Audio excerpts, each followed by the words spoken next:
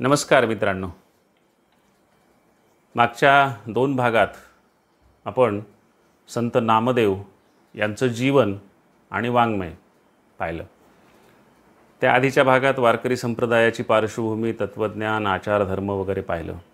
आता आपणाला एक श्रेष्ठ संत ज्ञानदेव ज्ञानेश्वर महाराज यांचं जीवन आणि वाङ्मय पाहायचं आहे. या भागात आपणाला ज्ञानेश्वरांचं जीवन पाहायचं आहे. मित्रांनो, ज्ञानेश्वर यांचं गाव मराठवाड्यात पैठणच्या जवळ आपेगाव नावाचं जे गाव आहे ते ज्ञानदेवांचं मूळ गाव. पैठणपासून 2 किलोमीटर अंतरावर गोदावरी नदीच्या काठीच हे गाव आहे. मित्रांनो, संशोधकांनी गेल्या ज्ञानेश्वरांच्या आधीच्या 6 पिढ्यांपासूनची माहिती संशोधन करून उपलब्ध केलेली आहे. ज्ञानदेवांचे जे 6 पूर्वज आहेत त्यांची नावं अशी: 6वे पूर्वज हरिहरपंत, 5वे रामचंद्रपंत, 4थे गोपाळपंत, 3रे त्र्यंबकपंत, 2रे गोविंदपंत आणि ज्ञानेश्वरांचे वडील हे विठ्ठलपंत. अशी ही ज्ञानेश्वरांच्या आधीची 6 पिढ्यांची माहिती उपलब्ध झालेली आहे. ज्ञानदेवांचे जे पणजोबा आहेत त्र्यंबकपंत, यांचा साल 1129 सांगितलं जातं. ते यादवांच्या राज्यात संपूर्ण बीड परगण्याचे सुभेदार होते, म्हणजे मोठ्या पदावर होते ते.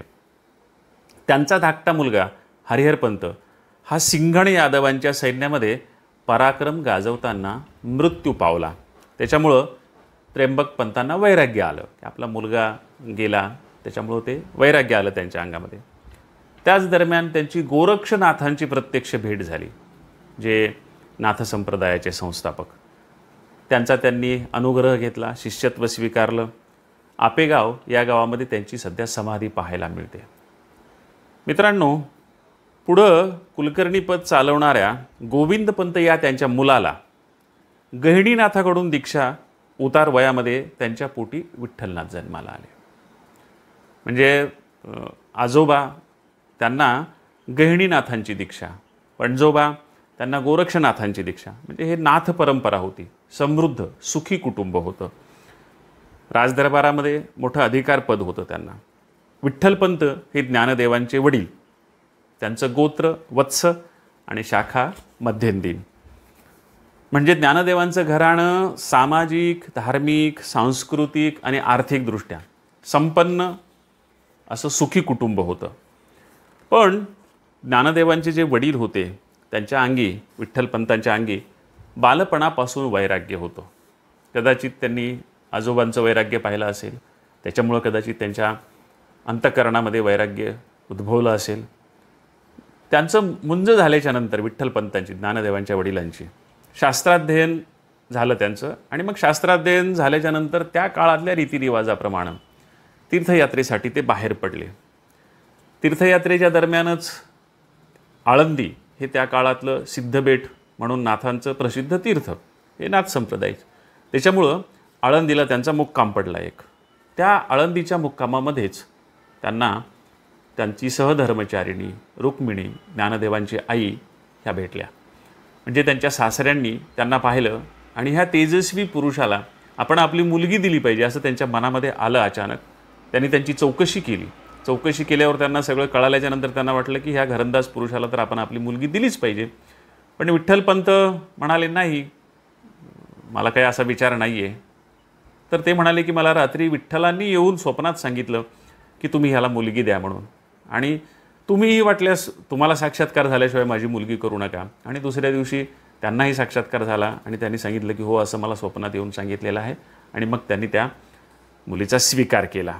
तिथून विवाह झाल्याच्या नंतर काही दिवसांनी, तीर्थयात्रेवरच होते ना ते, प्रवासातच होते, अजून तीर्थयात्रा पूर्ण झालेली नव्हती. लोक पंढरपूरला निघाल्यावर ते म्हणाले मीही पंढरपूरला या लोकांच्या बरोबर जातो आणि तिथून पुढच्या तीर्थांना जातो, मग परत येऊन मी रुक्मिणीला घेऊन जातो. सासरे म्हणाले ठीक आहे, पंढरपूरपर्यंत मीही येतो. सहपरिवार सगळे पंढरपूरपर्यंत आले. सासरे पंढरपूरहून परत आले. विठ्ठलपंत पुढं रामेश्वर वगैरे करून पुन्हा आळंदीला आले. आळंदीला आल्याच्यानंतर आपल्या पत्नीला घेऊन ते आपेगावी आले. आपेगावी आल्याच्यानंतर काही दिवस वडिलांच्या सोबत, आईच्या सोबत ते राहिले. पण आईवडिलांच्या निधनानंतर यांच्या अंगी मूळचंच वैराग्य असल्यामुळं कुटुंब कसं चालवायचं हा मोठा प्रश्न निर्माण झाला.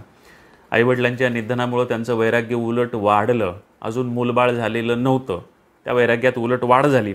आणि मग ही सगळी परिस्थिती पाहून त्यांचे जे सासरे आहेत ते सासरे सिद्धेश्वर पंत हे आले आणि त्यांच्या लक्षात आलं की इथं यांचा निर्वाह होणं शक्य नाही, आपण आपल्या छत्रछायेखाली आपल्या मुलीला आणि जावयाला घेऊन जावं. ते त्यांना आळंदीला घेऊन गेले. तेही सुखी समृद्ध घराणं होतं सिद्धेश्वर पंतांचंही. ते आळंदी आणि चाकणसह 24 गावांचे कुलकर्णी होते, म्हणजे संपूर्ण परगण्याचाच त्यांच्या ताब्यात होता. तिथं मुलबाळ बरेच दिवस पुन्हा विठ्ठलपंतांना झालं नाही आणि मूळचंच वैराग्य त्याच्यामुळं त्यांच्या मनामध्ये आलं की आता काय करायचं राहून, आपण संन्यास घेऊन टाकूयात. म्हणून संन्यास घेण्याचं सतत ते विचारत होते. आणि रुक्मिणी, कारण त्या काळात अशी पद्धती होती की पत्नीला विचारल्याशिवाय संन्यास घेता येत नसे, तशी ती पद्धती अजूनही आहे. पत्नीला विचारल्याशिवाय संन्यास नाही घ्यायचा, तिच्या संमतीशिवाय. जर लग्न झालं असेल तर तिची संमती, मगच संन्यास. रुक्मिणीनं वडिलांना विचारलं काय करू. तर वडील म्हणाले अजून तुला मुलबाळ झालेलं नाही, एखादं मुलबाळ होऊ दे आणि नंतर मग पाहूयात. तर ते रुक्मिणी त्यांना थांबवत होती. ते सारखं म्हणत होते की नाही मला संन्यास घ्यावा वाटतो, मी जाऊ का, मी जाऊ का. रुक्मिणी नाही म्हणत होती. आणि एक दिवस बेसावधपणे तिच्या तोंडातून होकार गेला. मी जाऊ का गंगेवर, असं ते म्हणाले. आणि त्यांना वाटलं इथल्याच आळंदीच्याच इंद्रायणीमध्ये स्नानासाठी जात असतील. तिनं होकार दिला आणि त्याच पडत्या फळाची आज्ञा समजून ते निघून गेले काशीला. आणि तिथं एका आश्रमामध्ये त्यांनी श्रीपाद या गुरुचा म्हणजे शिष्यत्व स्वीकारलं आणि संन्यास घेतला. आता ते जे गुरु आहेत ते गुरु काही दिवसांनी पुन्हा यात्रा करत करत आळंदीला आले. आळंदीला आल्यावर रुक्मिणी आपले पती नाहीत, आपणाला सोडून गेले, आपलं आयुष्य उद्ध्वस्त झालं असं म्हणून पिंपळाला प्रदक्षिणा घालायची प्रायश्चित्त विधी करत होत्या. त्यावेळेस ह्यांची त्यांना भेट झाली. त्यांनी त्यांना नमस्कार केला श्रीपादांना आणि त्यांनी अष्टपुत्र सौभाग्यवती उभा असा आशीर्वाद दिला. मग त्यांनी सांगितलं की माझे मालक नाही आहेत, ते गेले संन्यास घेऊन कुठंतरी. मग तपशील विचारला की कोण कसे मालक. तर तेव्हा त्यांच्या लक्षात आलं श्रीपादांच्या की आपल्याकडे येऊन ज्या मुलानं काही दिवसापूर्वी संन्यास घेतला आहे तो हाच असावा. आणि म्हणून त्यांनी रुक्मिणीला त्यांचे वडील सिद्धेश्वर पंत यांना परत काशीला नेलं आणि काशीला नेऊन विठ्ठलपंतांना दरडावून विचारून कुटुंबाची परिस्थिती तू मला खोटं का सांगितलंस असं म्हणून त्याला परत यायला सांगितलं आणि सांगितलं की तू परत जा आणि पुन्हा संसार कर. मी त्या बाईला आशीर्वाद दिलेला आहे, तो वाया जायला नको, तू तिथं परत गेलं पाहिजे. आणि गुरुची आज्ञा म्हणूनच विठ्ठलपंत पुन्हा परत आळंदीला आले. पुन्हा त्यांनी संसार सुरू केला. पण संन्यासी माणूस आणि पुन्हा संसार सुरू केला त्याच्यामुळं काय म्हणजे विचित्र अवस्था झाली त्यांची हे आपल्या लक्षात येऊ शकतं. तो काळ कठीण काळ, त्या काळातली कर्मठ माणसं त्यांनी काय काय त्यांच्यावर संकट आणली असतील त्याची आपणाला पुढं कल्पना येणारच आहे. मित्रांनो, ही जी सगळी नावं आहेत ना, ही नावं मला वाटतं सिम्बॉलिक नावं आहेत, प्रतिकात्मक नावं आहेत. आळंदीचं जे देवस्थान आहे ते सिद्धबेट आणि त्यांच्या सासऱ्याचं नाव सिद्धेश्वर.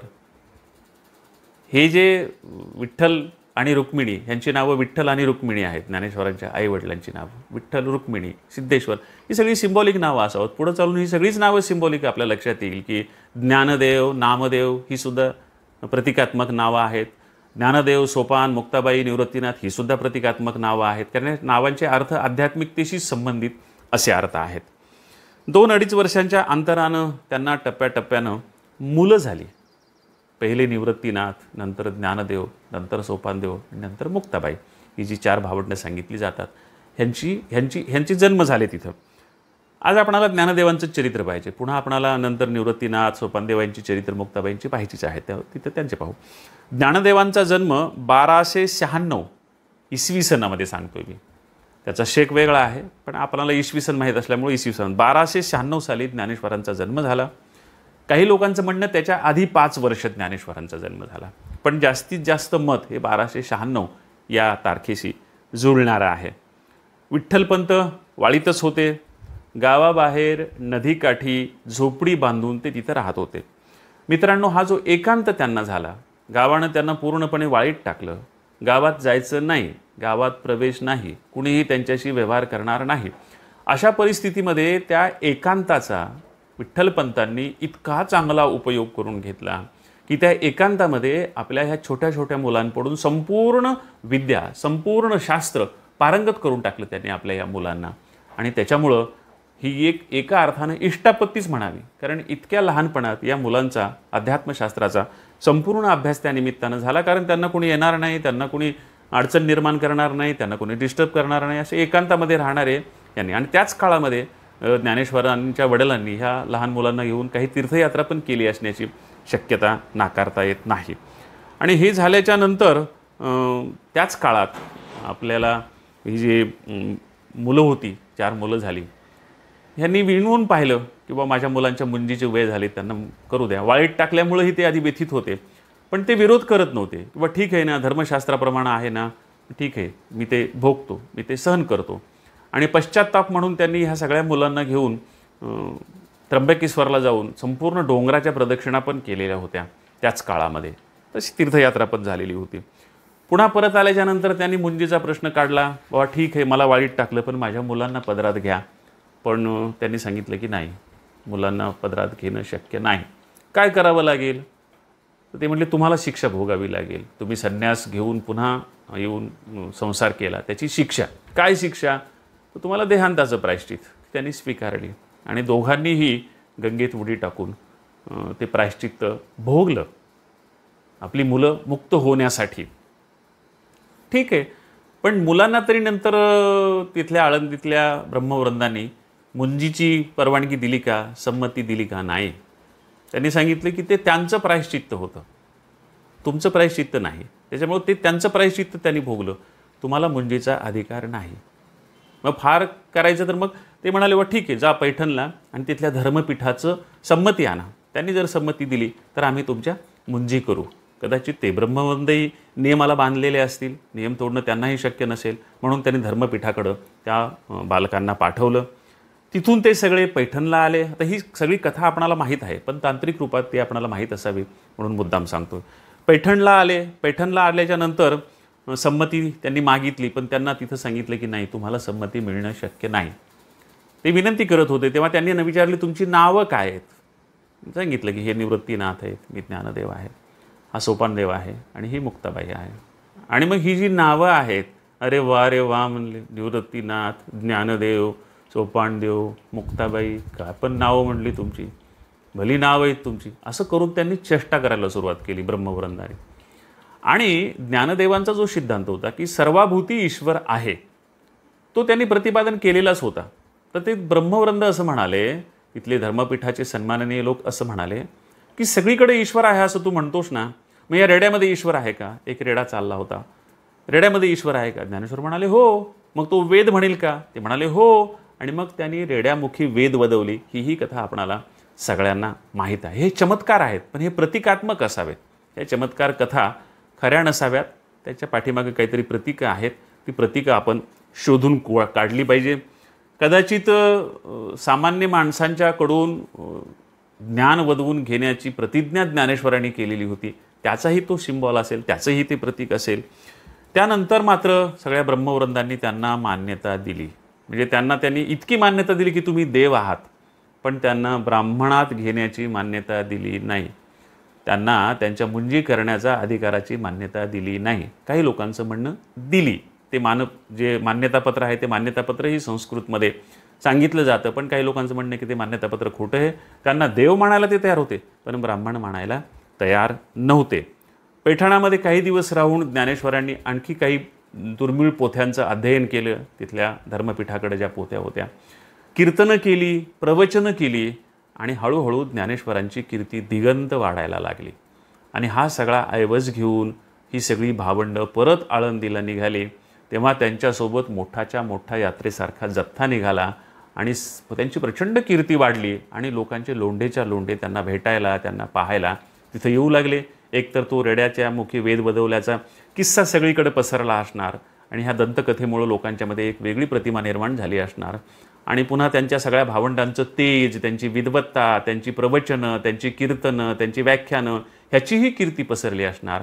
आणि जेव्हा नेवाशाला आले पैठणवरून आळंदीकडे जाताना, तेव्हा नेवाशाला आणखीच मोठा जनसमुदाय जमा झाला आणि तिथल्या मंदिरामधल्या सगळ्या लोकांनी विनवणी केली की तुम्ही आमच्यासाठी प्रवचनं करा, तुम्ही आम्हाला काहीतरी दीर्घ स्वरूपाचं सांगा. आणि मग तिथं पहिल्यांदा ज्ञानेश्वरीचा जन्म झाला असं सांगितलं जातं. ज्ञानेश्वरी हा ग्रंथ ज्ञानेश्वरांनी तिथं लिहिला आणि त्या ग्रंथाची निर्मिती तिथल्या मंदिरामध्ये झाली. ते अजूनही तिथं दाखवलं जातं. ज्या खांबाला टेकून ज्ञानेश्वरांनी ज्ञानेश्वरी लिहिली तो पैसाचा खांबही अजून तिथं दाखवला जातो.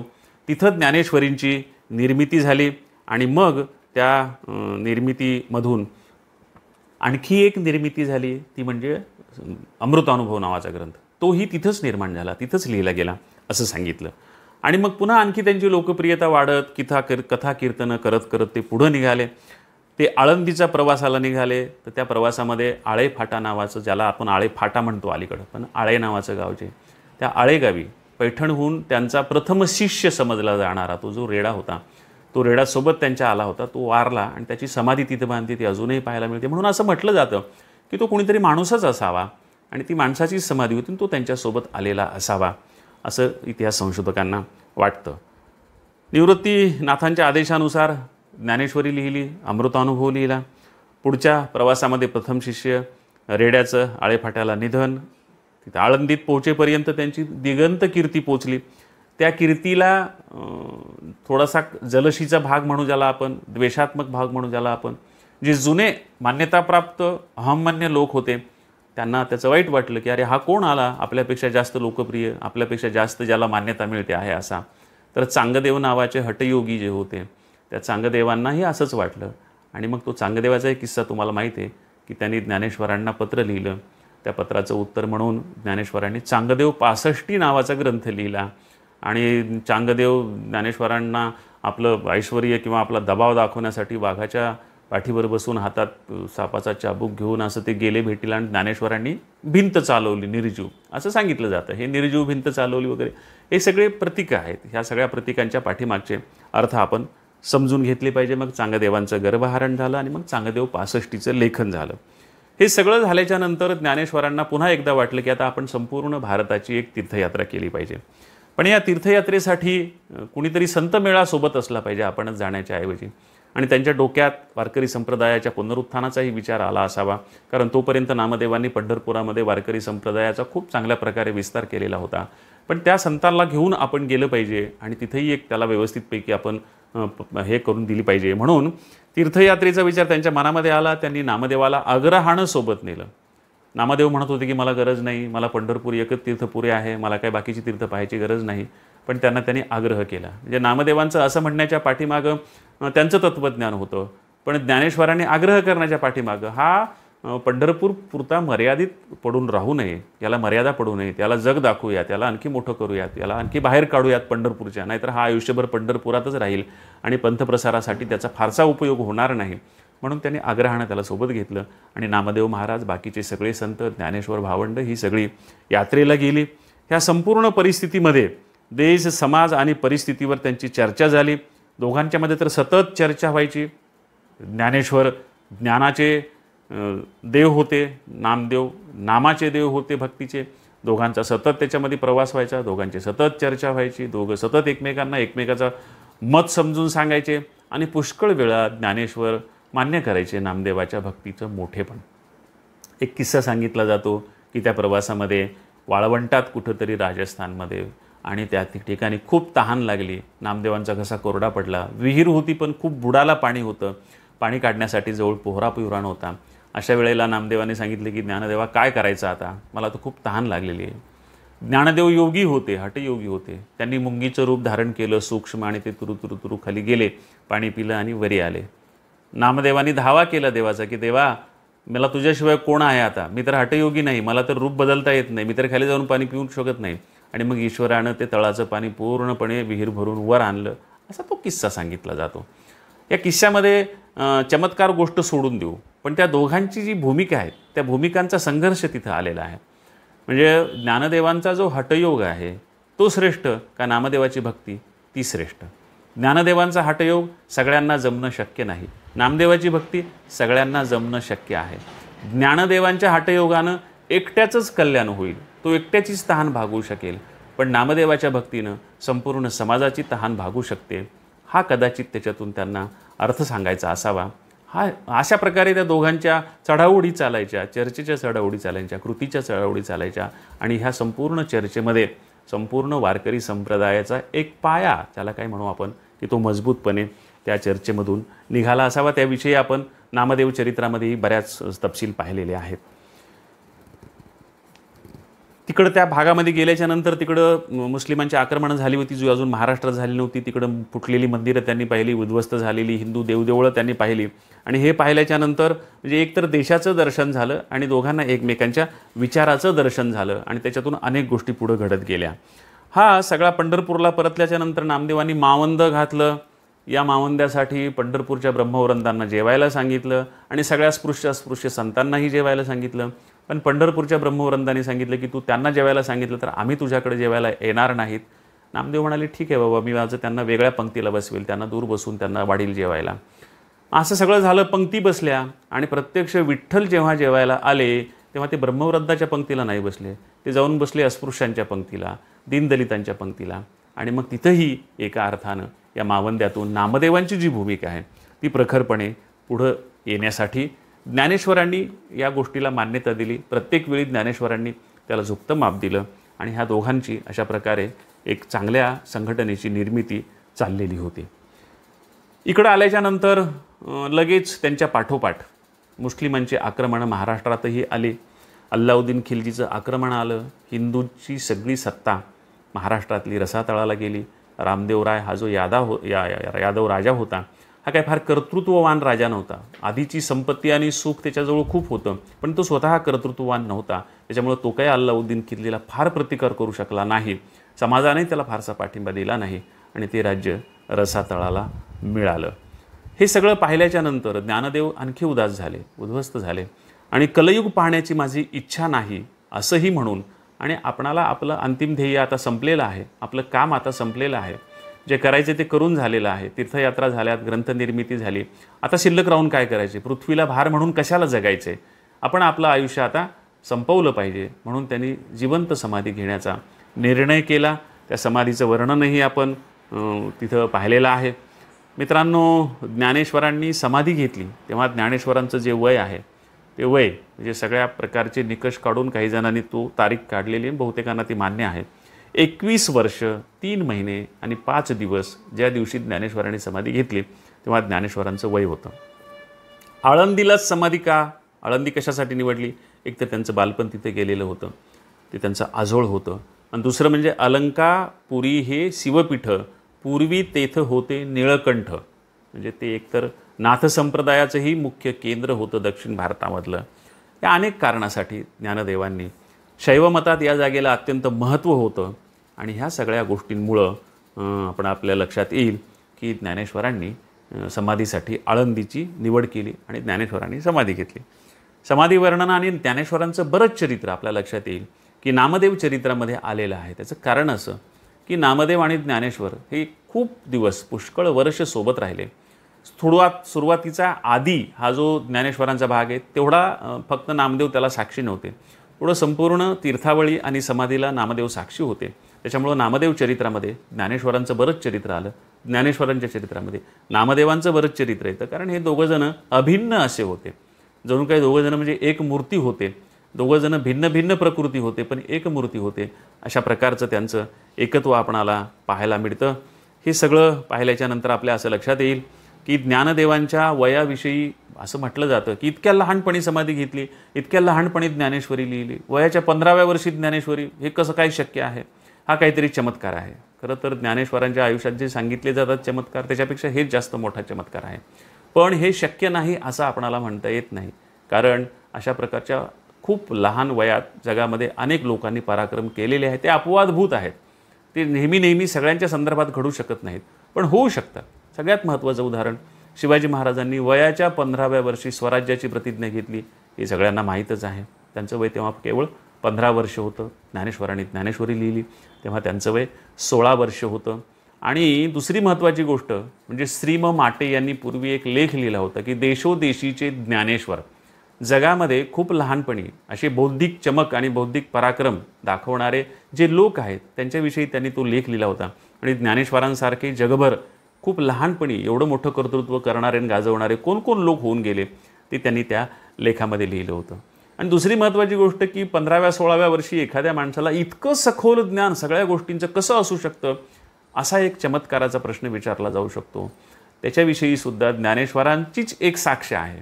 ज्ञानेश्वरीमध्ये एक योगभ्रष्टची संकल्पना ज्ञानेश्वरांनी मांडलेली आहे आणि त्या योगभ्रष्टाच्या संकल्पनेमध्ये ज्ञानेश्वरांनी असं म्हटलेलं आहे की म्हणजे आधीच्या जन्मामध्ये ज्याचा संपूर्ण अभ्यास झालेला आहे, पण त्या अभ्यासाचं काहीतरी कृती करण्याच्या आधीच त्या माणसाला मरण आलेलं आहे, असा योगी जेव्हा पुन्हा नव्यानं जन्म घेतो तेव्हा आधीच्या जन्माचं ज्ञान त्याला पूर्णपणे उपलब्ध होतं, असा त्याचा अर्थ होतो. त्या ओव्या मी तुम्हाला मुद्दाम वाचून दाखवतो की मोटकी देहाकृती उमटे तै निजज्ञानाची पहाट फुटे सूर्यापुढे प्रगटे प्रकाश जैसा की दसेची वाट न पाहता वयसेची या गावान जाता बाळपणीच सर्वज्ञता मिळे तयाते ते या सिद्ध प्रज्ञेचेनी लाभे मनची सारस्वते दुभे मग सकल शास्त्र स्वयंभे निगती मुखे.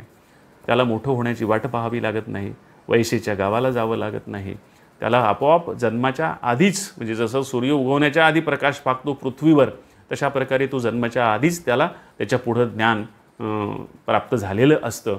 अशा प्रकारे योगभ्रष्टाची संकल्पना मांडलेली, ती स्वतः संदर्भात मांडली नाही पण ही स्वतः संदर्भातही आपणाला लावून पाहता येते. आणि मग ज्ञानेश्वरांनी वयाच्या 16व्या वर्षी ज्ञानेश्वरी लिहिली. हा चमत्कार किंवा अशक्य गोष्ट वाटण्याचं काही कारण नाही. ही सगळी नावं प्रतिकात्मक आहेत हे मी तुम्हाला सांगितलं.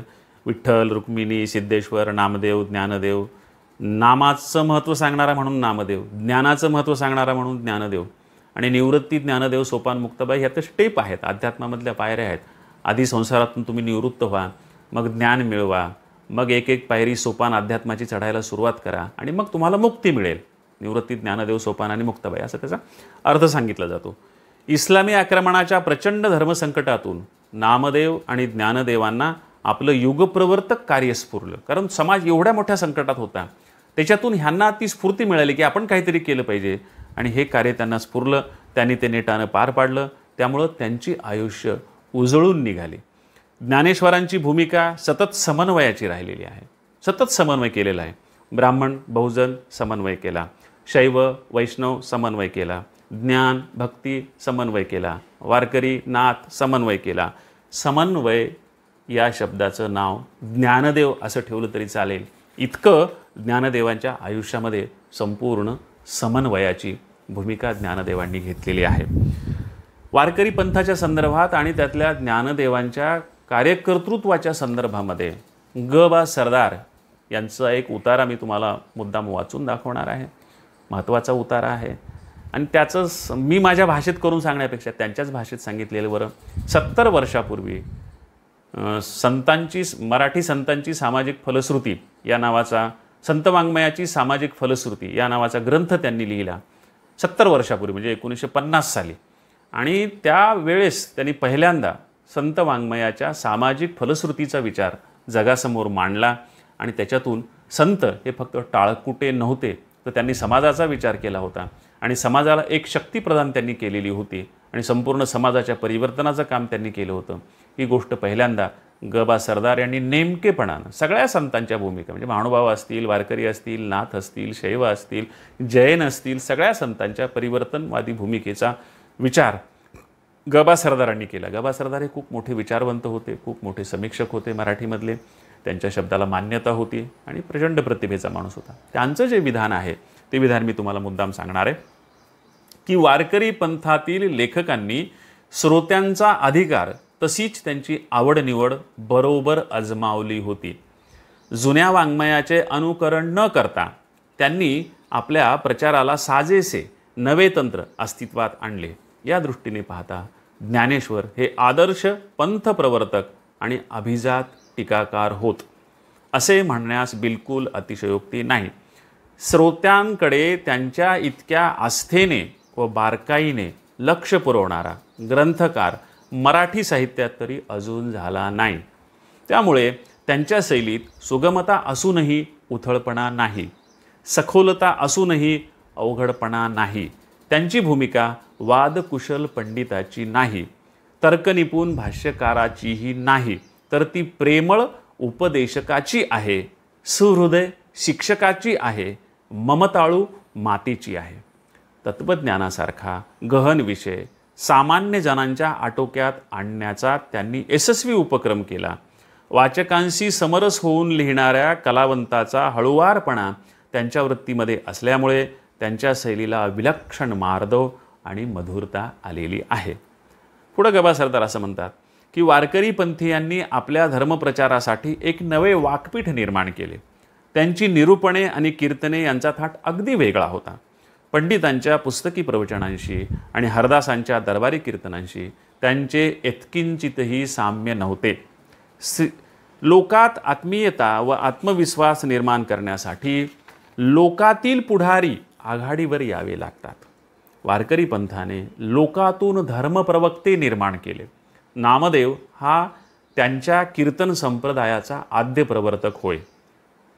सुंबाचा करदोडा, रक्त्याची लंगोटी, नामा वाळवंटी कथा करी हे दृश्य शूद्रातिशूद्रांना खरोखरच किती स्फूर्तिदायक वाटले असेल. आपल्या धर्मजीवनात ही गोष्ट निस्संशय अभूतपूर्व अशीच होती. अध्यात्मविद्या ही आता केवळ दशग्रंथी ब्राह्मणाची मिरास राहिली नाही. आम्ही कीर्तन कुळवाडी अशा भावनेने ते आपला जन्मसिद्ध हक्क गाजवू लागले. ज्ञानेश्वरांच्या भावार्थ दीपिकेने या लोकांना कवित्वाची प्रेरणा दिली, तशीच कीर्तनाची स्फूर्ती दिली. जनाबाईसारखी मामुली मोलकरीण अध्यात्माचे सिद्धांत अभंगात गाऊ लागली. वेदांचा तो अर्थ आम्हासीच ठावा, एरांनी व्हावा भार माथा असे आग्रहपूर्वक म्हणण्या इतका आत्मविश्वास तुकारामासारख्या कुणव्याच्या ठिकाणी उत्पन्न झाला. ज्ञानेश्वरांच्या मोठेपणाचे खरे रहस्य या लोकोत्तर स्फूर्तिदायकतेत साठवलेले आहे. म्हणजे ज्ञानेश्वरांच्या आयुष्याचं थोडक्यात सार हे आपणाला इथं पाहायला मिळतं, जे गबा सरदार यांच्या उतार्यात आपणाला दिसतं. मित्रांनो, आणखी त्यांचा आणखी एक छोटासा उतारा मी तुम्हाला नंतर वाचून दाखवणार आहे. पण ज्ञानेश्वर कसे होते, कोण होते, हे त्यांच्या समकालीनांनी जे लिहिले, त्यांच्या उत्तरकालीनांनी जे लिहिले आणि त्यांच्या पुढच्या पिढ्यांच्याही संतांनी जे लिहिले, त्यातल्या काही मुद्दाम प्रतिक्रिया आपण पाहणार आहोत. त्याच्यापैकी संत नामदेवांनी तर पुष्कळच लिहिले, ज्ञानेश्वरांचं चरित्रच लिहिलं. पण त्यांच्या चरित्राविषयीची फार सुंदर नामदेवांचा प्रसिद्ध अभंग तो तुम्हालाही माहीत असेल कदाचित. काय सांगू देवा ज्ञानोबांची ख्याती, काय सांगू देवा ज्ञानोबांची ख्याती, वेद महिषामुखी बोलविला, कोठवरी वाणू याची स्वरूपस्थिती, कोठवरी वाणू याची स्वरूपस्थिती, चालविली भिंती मृत्तिकेची, अविद्या मायेचा लागोणेदी वारा, ऐशे जगदुद्धारा बोलविले, नामा म्हणे याने तारिले पतित. हे फार महत्त्वाचं आहे. नामा म्हणे याने तारिले पतित, भक्ती केली ख्यात ज्ञानदेवे. खरं तर नामदेवांनी ही भक्ती ख्यात केलेली होती, पण त्यांनी त्याचं श्रेय ज्ञानेश्वरांना दिलेलं आहे की त्यांनी भक्ती ख्यात केली, लोकप्रिय केली, ख्यात केली. संत एकनाथ महाराज त्याच्यानंतरच्या 100 वर्षांनी झाले ज्ञानेश्वरांच्या. एकनाथ महाराज त्यांनी काय लिहिलं ज्ञानेश्वरांविषयी? कैवल्याचा पुतळा प्रगटला भूतळा. ज्ञानेश्वर म्हणजे साक्षात कैवल्याचाच ईश्वरी पुतळा आहे. कैवल्याचा पुतळा प्रगटला भूतळा, चैतन्याचा जिव्हाळा ज्ञानोबा माझा. साधकांचा मायबाप दरुषणे हरे ताप, साधकांचा मायबाप दरुषणे हरे ताप, सर्वाभूती सुखरूप ज्ञानोबा माझा. ज्ञानियांचा शिरोमणी वंदे जोका पूज्यस्थानी, ज्ञानियांचा शिरोमणी वंदे जोका पूज्यस्थानी, चिंतकाचा चिंतामणी ज्ञानोबा माझा. ब्रह्मसाम्राज्य दीपिका वर्णियेली गीताटिका, ब्रह्मसाम्राज्य दीपिका वर्णियेली गीताटिका, विठोबाचा प्राणसखा ज्ञानोबा माझा. गुरुसेवे लागी जाण शरण एक जनार्दन, गुरुसेवे लागी जाण शरण एक जनार्दन, त्रैलोक्याचे जीवन ज्ञानोबा माझा, त्रैलोक्याचे जीवन ज्ञानोबा माझा. हे लोक ज्ञानेश्वरांना अरे तुरे बोलत आहेत. ज्ञानोबा माझे नाही, ज्ञानोबा माझा. काय सांगू देवा ज्ञानोबाची ख्याती, म्हणजे ते एकदम त्यांना जवळीकीनं आपुलकीनं आणि अरे तुरेच्या भाषेत बोलतात, कारण ही अरे तुरेची भाषा ही जास्त जवळीकीची भाषा असते. संत तुकाराम त्याच्यानंतर पुन्हा 100 वर्षांनी, ज्ञानेश्वरानंतर 100 वर्षांनी एकनाथ, एकनाथानंतर 100 वर्षांनी तुकाराम. तुकारामांनी काय म्हटले? ज्ञानियांचा राजा गुरु महाराव. भीमसेन जोशींनी गायल्यामुळं सगळ्यांच्या कानामनात घोळणारा हा अभंग आहे. ज्ञानियांचा राजा गुरु महाराव, म्हणती ज्ञानदेव तुम्हा आयशे. मज पाम राशी काय थोरपण, पायीची वाहन पायी बरी. खरं तर पायीची वाहन पायी बरी हे कशाच्या संदर्भात म्हटले हे लोकांना माहीत नसतं. त्याच्यामुळं बऱ्याचदा तुकारामांनी शूद्रत्वाचं समर्थन केलं असं लोक म्हणतात. पण हे ज्ञानेश्वरांच्या संदर्भात मी पायीची वाहन आहे असं त्यांनी म्हटलेलं आहे. ब्रह्मादिक जेथ तुम्हा ओळगणे, इतर तुळणे काय पुढे. तुका म्हणे नेणे युक्तीची ते खोली, म्हणून ठेविली पायी डोई. तुमचं थोरपण मी वर्णू शकत नाही, सांगू शकत नाही. एकच अभंग नव्हे, तुकारामाने आणखी एक अभंग लिहिला आहे. जयाची येद्वारी सोन्याचा पिंपळ, अंगी ऐशे बळ रेडा बोले. करील ते काय नवे महाराज, परी आहे बीज शुद्ध अंगी. जेणे हे घातली मुक्तीची गवांदी, मेळविली मांदी वैष्णवांची. तुका म्हणे तेथ सुखा काय उणे, राहे समाधाने चित्ताची. अशी एकापेक्षा एक त्या काळातल्या संतांनी ज्ञानदेवांचं कौतुक केले, ज्ञानदेवांचं श्रेय मान्य केलेलं आहे. आणि नंतरच्याही लोकांनी, म्हणजे बाबा बोरकरांनी कविता लिहिलेली आहे, कवी अनिलांनी कविता लिहिलेली आहे, अरुण कोलटकर सारख्या मॉडर्न पोएट ज्याला समजलं जातं, अत्याधुनिक कवी समजलं जातो, त्यांनीसुद्धा ज्ञानदेव समाधी वर्णन नावाची कविता लिहिलेली आहे. ज्ञानदेवांच्या विषयी सगळ्यांच्या मनामध्ये कृतज्ञता आहे. गदिमांची तर खूपच प्रसिद्ध अशी ती कविता आहे की इंद्रायणी काठी माती झाली बुका, ज्ञानदेव तुका वावरले. वावरल्या ओठी गीता हो मराठी, झाले लोकासाठी ज्ञान खुले. ज्ञानदान हेची घेऊन या व्रत, वहा तसे शांत इंद्रायणी. आणि हे ज्ञानेश्वरांचं जे महत्त्व आहे ते महत्त्व सगळ्यांनी मान्य केलेलं आहे. कवितेमधून काही जणांनी सांगितलं, समीक्षेमधून काही जणांनी सांगितलं, वैचारिकतेतून काही जणांनी सांगितलं.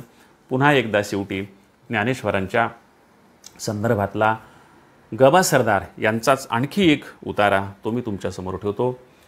ज्ञानदेव जरी जन्माने ब्राह्मण होते, तरी देखील वडिलांच्या अपराधास्तव तत्कालीन धर्ममार्तंडांनी त्यांना वर्णाश्रम धर्माच्या चौकटीत सामावून घेतले नाही. पण त्यामुळेच त्यांना जातीसंस्थेचा चिवटपणा उमगला, पडिकतेच्या मर्यादा कळून चुकल्या आणि शूद्रातिशूद्रांच्या दुःखाची व अगतिकतेची जाणीव झाली. साहजिकच त्यांच्या सहानुभूतीचा ओघ बहुजन समाजाकडे वळला. त्यांची ज्ञाननिष्ठा व वैराग्यनिष्ठा त्यांच्या प्रेमाच्या व औदार्याच्या कधीही आड आली नाही. स्त्रीशूद्रांची बौद्धिक कुचंबणा पाहून त्यांचे अंतःकरण हळहळले. वैदिक परंपरेतील मानवतेची ही विटंबना त्यांना दुस्सह झाली. म्हणून दीनदुबळ्यांचे अश्रू पुसून त्यांच्यातील मनुष्यत्व जागे करण्याचे, त्यांच्या जड जीवनाचे चैतन्य ओतण्याचे कार्य त्यांनी आपल्या शिरावर घेतले. आणि इतर संतांच्या मदतीने पार पाडित असतानाच महाराष्ट्रीय लोकसंस्कृतीची मुहूर्तमेढ रोवली. समाजरचनेची पोलादी चौकट तोडून टाकण्याची ज्यांच्यामध्ये ताकद नव्हती, त्यांना गीताप्रणीत निष्काम कर्मयोगाचे तत्त्वज्ञान, समाधानाचा मनशांतीचा मार्ग दाखवित होते. ज्ञानेश्वरांनी ते मराठीत आणून एक उज्ज्वल व स्फूर्तिदायक आदर्श समाजासमोर ठेवला. तत्त्वज्ञांची विवेकपरता, योग्याची निरामयता, संतांची भूतदया आणि साहित्यिकाची सौंदर्यदृष्टी ज्ञानदेवांच्या ठिकाणी एकवटलेली होती. पुन्हा एकदा शेवटचं वाक्य सांगतो की तत्त्वज्ञाची विवेकपरता, योग्याची निरामयता, संतांची भूतदया, साहित्यिकाची सौंदर्यदृष्टी ज्ञानदेवांच्या ठिकाणी एकवटलेली होती.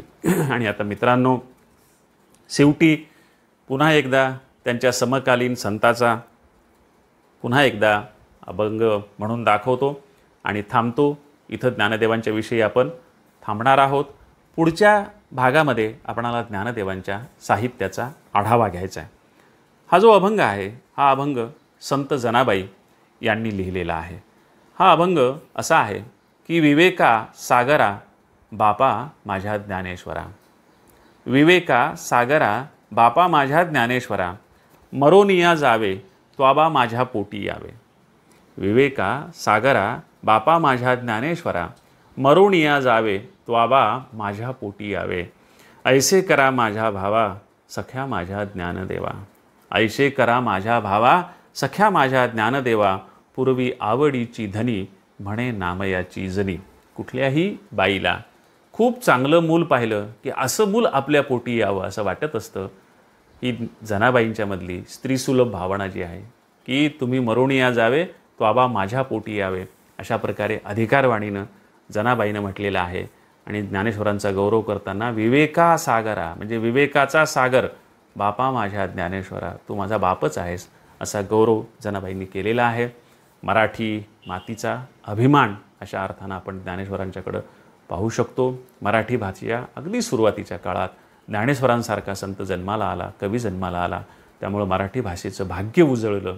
ते भाग्य उजळवणाऱ्या संतांच्या चरित्राचा आढावा इथं थांबवतो आणि पुढच्या भागामध्ये आपण प्रत्यक्ष ज्ञानेश्वरांच्या साहित्याचा आढावा घेणार आहोत. नमस्कार.